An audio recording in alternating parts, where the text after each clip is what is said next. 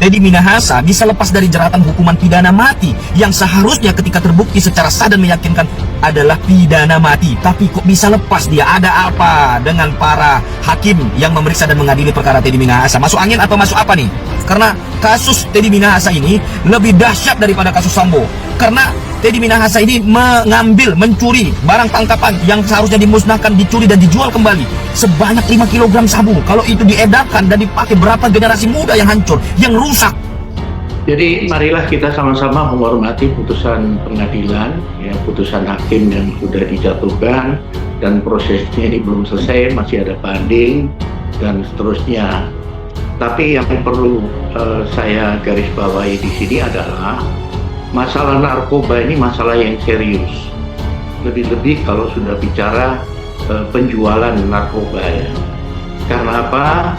Ini yang menjadi korban adalah anak cucu kita, generasi muda kita.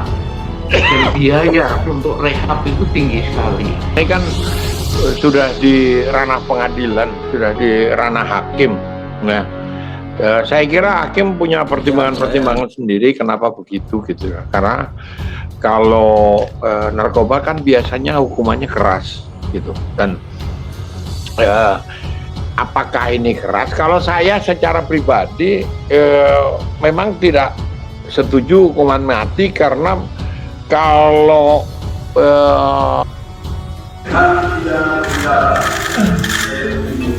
lolos dari hukuman mati, Teddy Minahasa nampak santai dan tersenyum lebar usai divonis seumur hidup.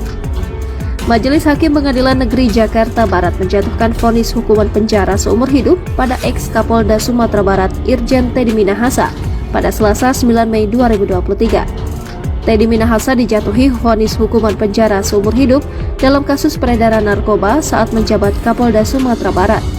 Putusan demikian dilayangkan setelah pemeriksaan 19 saksi dan 4 ahli dari jaksa penuntut umum serta 2 saksi dan 4 ahli meringankan dari pihak terdakwa. Dalam putusannya, majelis hakim meyakini Teddy Minahasa bersalah melakukan jual beli narkotika jenis sabu. Hakim pun menyimpulkan bahwa Teddy terbukti melanggar pasal 114 ayat 2 Undang-Undang Republik Indonesia Nomor 35 Tahun 2009 tentang narkotika, junto pasal 55 ayat 1 ke 1 KUHP. Vonis yang dijatuhkan ini diketahui lebih rendah dari tuntutan yang diajukan jaksa penuntut umum, yaitu hukuman mati. Usai sidang, Teddy menghampiri penasihat hukumnya, Hotman Paris. Teddy nampak santai dan senyum-senyum di ruang sidang. Dikutip dari Kompas.com sebelumnya, JPU menyatakan Teddy Minahasa bersalah melakukan tindak pidana, yakni turut serta melakukan tanpa hak atau melawan hukum, menawarkan untuk dijual, menjual, menjadi perantara dalam jual beli, menukar dan menyerahkan narkotika golongan 1 bukan tanaman yang beratnya lebih dari 5 gram. Jenderal Bintang 2 ini dituntut hukuman mati atas perbuatannya dalam pusaran peredaran narkoba. Teddy dinilai bersalah sebagaimana diatur dalam pasal 114 ayat 2 subsider pasal 112 ayat 2, jungto pasal 132 ayat 1, jungto pasal 55 Undang-Undang Nomor 35 Tahun 2009 tentang narkotika. Menurut jaksa dalam dakwaannya, Teddy terbukti bekerja sama dengan AKBP Dodi Prawira Negara, Syamsul Ma'arif, dan Linda Puji Astuti atau Anita untuk menawarkan, membeli, menjual, dan menjadi perantara penyebaran narkotika. Narkotika yang dijual itu merupakan hasil penyelundupan barang sitaan seberat lebih dari 5 kg. Dalam persidangan terungkap bahwa Teddy meminta AKBP Dodi mengambil sabu itu lalu menggantinya dengan tawas. Awalnya Dodi sempat menolak, namun pada akhirnya Dodi menyanggupi permintaan Teddy.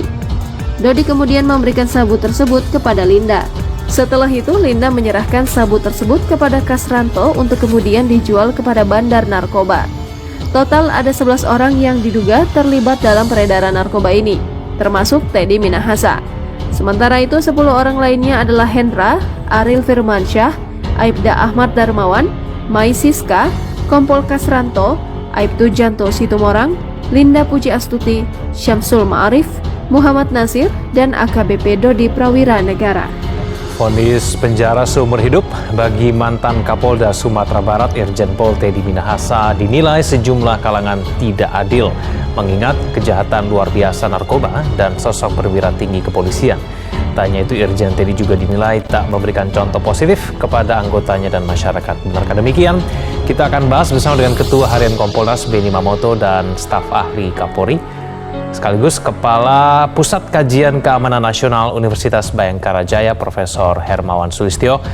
Pak Benny dan Mas Kiki, selamat malam. Selamat malam. Ya, terima kasih bergabung bersama kami di Prime Time News. Saya ke Pak Benny. Pak Benny, putusan hakim mengatakan Teddy terbukti melakukan tindak pidana menawarkan untuk dijual, menjual, menjadi perantara dalam jual beli narkotika golongan 1. Apakah seharusnya Teddy dihukum mati?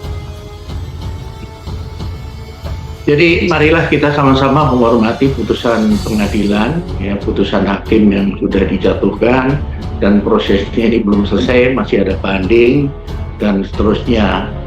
Tapi yang perlu saya garis bawahi di sini adalah masalah narkoba ini masalah yang serius. Lebih-lebih kalau sudah bicara penjualan narkoba, ya. Karena apa? Ini yang menjadi korban adalah anak cucu kita, generasi muda kita. Dan biaya untuk rehab itu tinggi sekali. Bayangkan kondisi saat ini sekitar 4 juta penyalahguna, itu nasibnya tidak jelas. Karena apa? Kemampuan rehab kita masih minim sekali.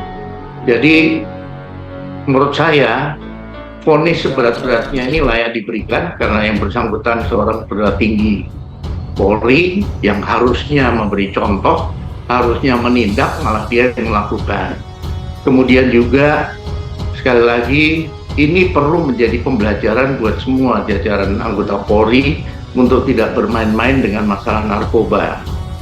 Jadi ya, kalau vonisnya tuntutannya mati, semua masyarakat saya lihat netizen semua mendukung. Dan ketika turun menjadi seumur hidup, apa yang terjadi di ruang sidang itu sudah mencerminkan bahwa sesungguhnya publik tidak setuju begitu. Mas Kiki, kalau Anda melihat putusannya seperti apa? Ya sama mau yang Pak Benny sebut. Ini kan sudah di ranah pengadilan, sudah di ranah hakim. Nah, saya kira hakim punya pertimbangan-pertimbangan sendiri kenapa begitu gitu. Karena kalau narkoba kan biasanya hukumannya keras gitu. Dan apakah ini keras? Kalau saya secara pribadi memang tidak setuju hukuman mati, karena kalau ini penggiat HAM biasanya menolak hukuman mati karena nyawa itu haknya Tuhan. Mencabut nyawa itu adalah hak Tuhan. Jangan kita ambil alih hak itu gitu.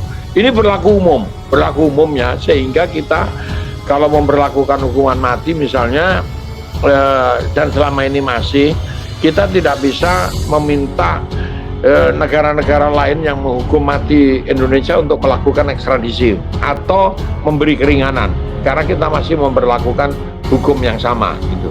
Tetapi ini udah urusan hakim. Kalau saya lebih fokus pada pembenahan kepolisiannya sendiri gitu. Seperti yang Pak Benny udah sebut itu tadi. Kenapa? Ini penegak hukum. Siapapun yang di dalam yang tahu polisi, ini sosok TM ini, sosok Teddy ini kan kontroversial. Musuhnya itu sama banyaknya dengan temannya. Temannya banyak, musuhnya juga banyak gitu. Nah, banyak yang tidak percaya bahwa Teddy melakukan itu semua karena apa? Karena dia terkenal royal, gampang cari duit karena dia bergaul. Kawan satu ini kan di mana-mana temennya ada banyak gitu, tinggal angkat telepon jadi gitu. Dan itu angka segitu yang dituduhkan oleh jaksa itu untuk ukuran Teddy tidak besar-besar amat gitu, kecil malah gitu. Nah, kalau saya lihat ya harusnya kembali ke basic, ke apa yang ditemukan. Yang saya tahu adalah proses itu dilakukan dari bawah betul, ya, sehingga karena orang nggak bisa loh penyidik di level Polda menelusuri kayak begitu. Yang ditelusuri ini pertama bintang 2, kedua Kapolda saat itu. Nah itu dia, Mas Kiki, ini kan orang yang kita bicarakan ini kan adalah orang yang merupakan penegak hukum, perwira tinggi, seorang yang kemudian menggunakan jabatannya lalu seharusnya melakukan pemberantasan narkoba, malah kemudian terlibat dalam jual beli narkoba. Tidakkah kemudian ini seharusnya dituntut dengan, tidak dituntut tapi divonis dengan hukuman yang maksimal begitu, mengingat dia menggunakan jabatannya lalu kemudian melakukan jual beli narkoba terbukti. Nah kita akan bahas itu saja dah, bisa dengan mana-mana, kami akan kembali. Ya, saya